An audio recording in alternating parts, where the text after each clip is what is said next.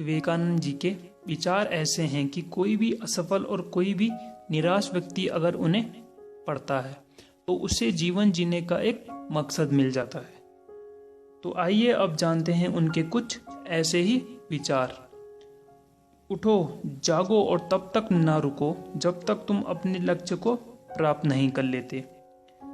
जिस काम को करने की ठान लो तो केवल उसी काम को कर लो, नहीं तो लोगों का विश्वास आपसे उठ जाता है। जब तक आप खुद पर विश्वास नहीं करते तब तक आप भगवान पर भी विश्वास नहीं कर सकते। ब्रह्मांड की सारी शक्तियां पहले से ही आप ही के अंदर हैं। वो हम ही है जो अपनी आंखों पर हाथ रख लेते हैं और कहते हैं कि देखो कितना अंधेरा हो गया है। उठो मेरे शेरों और इस भ्रम को मिटा दो कि तुम निर्बल हो। तुम एक अमर जीव हो, स्वच्छंद जीव हो। आगे बढ़ो और अपने लक्ष्य को भेद कर दिखाओ।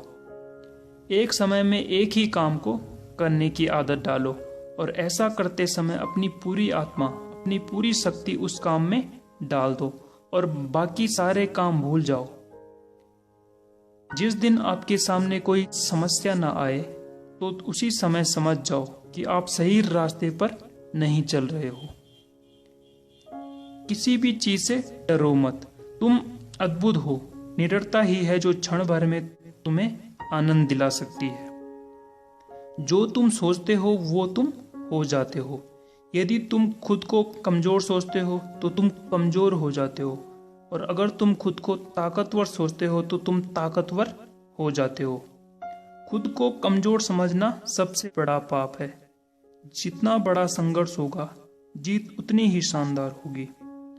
किसी मकसद के लिए अगर खड़े हो तो एक पेड़ की तरह, और उस मकसद में अगर फेल होकर गिर जाओ तो एक बीज की तरह, ताकि दोबारा तुम एक पेड़ की तरह ही खड़े हो सको। इंसान को कठिनाइयों की आवश्यकता होती है, क्योंकि सफलता का आनंद उठाने के लिए ये बहुत आवश्यक है।